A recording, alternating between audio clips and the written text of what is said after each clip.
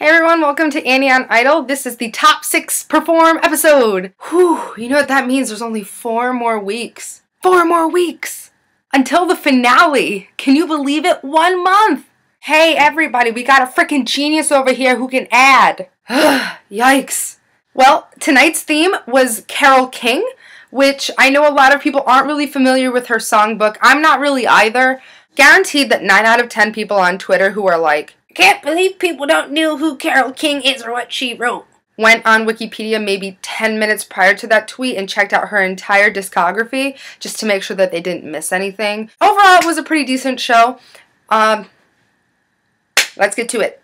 Just as a heads up, I'm going to be recapping the solo performances first, followed by the duets, just so that this has a better flow to it. Jacob went first, which is total foreboding that he's going home. I'm surprised that they didn't just give him a Lil Round Season 8 kind of, hey, come on over here, by the way, you're eliminated. Cut right at the beginning of the episode like they did when they had eliminated her, because he's done.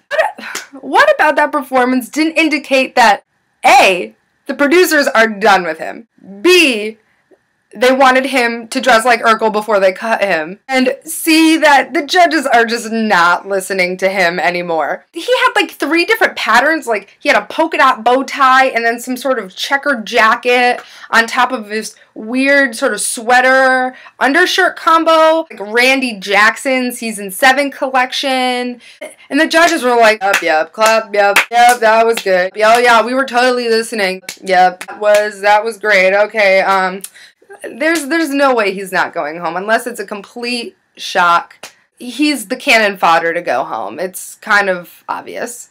Lauren! Lauren is so beaten up that even her hair is down in the dumps. We haven't seen the Lauren Elena bump it in 2 weeks! Come on, Lauren! Get that hair excitement back. I need it. I thought Lauren was really good this week.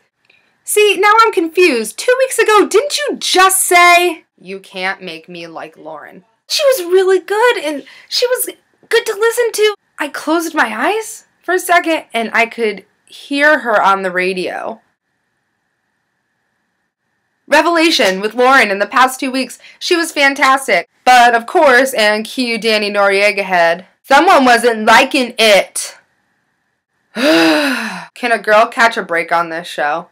The performance was so good and record ready, and it was entertaining, and she had that sort of strange 18-year-old Chris Hansen to Catch a Predator boy up there. They just couldn't get over the fact that she'd botched one note when not like 5 minutes prior, Jacob Lusk had sang his entire song flat. I have a really hard time understanding why they just couldn't get off that hang-up. And I know that was supposed to be a positive critique, because they were trying to say something to the effect of, well, sweetheart, your voice cracked right there on the top, but it meant that you sang with passion. But when they keep bringing up the fact that she cracked her voice and she missed a note, that's kind of giving the audience the wrong idea of what happened.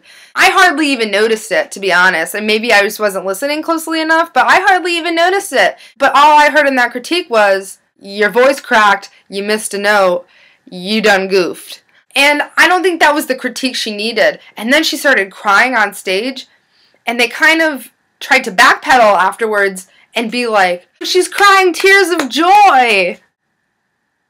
A girl who's a perfectionist like that and who's so insecure, she's crying because she missed a note. Although I do appreciate that they tried to give her an idol moment, having a fan on the stage to interact with her. Although that guy didn't really seem interested in A, being there, or B, being a part of her performance, or C, really like touching her. So I don't know if he really did her any favors like they wanted him to. I thought she was the 3rd best of the night, but I'm kind of worried that those critiques will land her in the bottom 3. Sorry, that was my impression of the last note in James's performance tonight. I'm just so fed up with him. I'm so fed up. What hasn't he done? He's done like the bow bice lighting, and then he's like stripping it down and dedicating it to his wife. Ugh. I've had enough. Well, I think this performance, and you know, they'll never say it to him, they have him going to the top 3. That's the narrative they have in place for this guy. I think this performance, more than anything, has showcased his weakness as an artist. That when you don't put the lights on him, when he doesn't have a marching band, he is not that dynamic on stage. The best idol performers that really have done the gimmick thing have shown that they have something outside of that. Wasn't part of the reason that people liked Mad World so much is because it was the first time that Adam Lambert had actually not used a gimmick.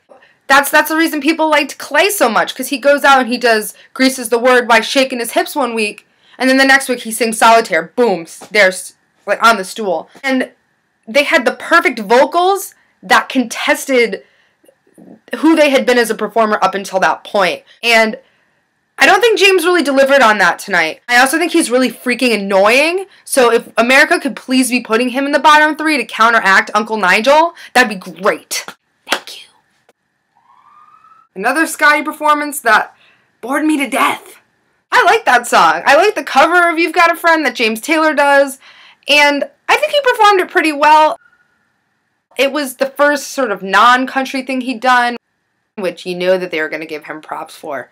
He could have done a rap of DMX's Party Up, and they would have applauded that for being not country. You're whack, you're twisted, your girl's a hoe. He could have peed on the stage, and they would have applauded him for not doing something country. So he really couldn't lose tonight on the Carole King songbook. But again, it's just, he's so boring. Like, you go out there and you know what Scotty's gonna do, and he's gonna hold the mic all funky and violate you with his eyes on the camera, and there's gonna be a boom shot that somehow gets an image of his crotch for 15 seconds on the sweep. I've come to predict that. I've come to predict at least 15 seconds of Scotty McCreery's crotch on my television every week. Me, it was kind of a loss. I think if there's going to be anyone that's a shock bottom 3 this week, it'll probably be him, although doubtful, because we know teenage girls and their cell phones are like more in love than they are with Scotty McCreery. I am so bummed out because for my Casey segment, I A, lost my coat hood and cannot find it, and B, I have a fedora, but it's in my car that is parked in my spot that's like 15 minutes away. Total fail. This is terrible, and so all its performances when it goes like this. Yeah, baby, yeah, girl, let me see it like that. God, he's just like atrocious. So hard to listen to and even worse to watch. The only thing I ever want to see him do each week is sort of dress up like Zach Galifianakis in The Hangover and just wear like a baby on and like a knapsack in the front and then maybe some aviators and a baby blue t-shirt. And yet he just like violates me with his terrible voice and the growly things and ugh. And then there's all these strange people on stage during his performance, like someone who's playing saxophone, some neighborhood folks that happen to be up there that are like, jolly, yes, good job. And I just don't know where all these people are coming from. Was Howie Mandel gonna come out? Is this a flash mob? Am I missing something? It was such a weird performance, and just the stage was odd, and he's bad, and no one else understands his range is I'm here, do it, and they don't notice it. Please send him home for me. I need this. And it's not just because I'm biased, but I'm totally biased. Haley was far and away the best tonight. Her song choice was flawless. Her voice was perfection. Her outfit was stunning. And she bounced back from that ear monitor situation so well. It was like you had no idea it even happened. Conspiracy theory alert. I'm convinced that Mark Anthony is going backstage every week and messing with the ear monitors so that he can jockey some more on-air time for himself. Because there's no other explanation for them giving out on Jacob last week and then Haley this week, unless there's some sort of producer sabotage going on. And I may be a conspiracy theorist, but not to that level. I believe in the grassy knoll. I just, not to that extent. At least not now. She needs a legit idol moment to pull away to make it so that she's actually a contender and not just cannon fodder. And I'm not sure that this was it. She needs like a moment. Like she needs kind of like a producer engineered moment. A big producer engineered moment. Sure, they're going to give that to her. I hope they do because she deserves it, and I think she still has the best voice in this competition. If you can just get out and vote for her, for me, for you, for you, that'd be greatly appreciated. Team Haley. Tom Haverford face. Now, just quickly to give letter grades to the duets because I'm lazy and I don't feel like recapping them right now. Casey Haley, she outsang him. He kept up better than he did on their first duet, so pretty good. Judges give it B+. Scotty Lauren, you've seen this duet. It was the same duet all 3 times. Judges give it a C. Jacob and James, their names both begin with J. They both did not like each other. You know, the whole time James was thinking, I wish this was Stefano. Jacob was thinking, I hate your guts. Judges give it F-. That's it for Annie on Idol this week. We'll see you tomorrow for the results show. Or not. I've been lazy and not doing them recently. So, either way. I've also decided that I'm probably going to start recapping The Voice as well. So you might want to stay tuned for that. As per usual, all my information will be in the box in the bottom. I'm going to try to put a direct link to my Twitter this time. You should definitely follow me. I always live tweet Idol. So in the meantime, I'll see you tomorrow. Bye.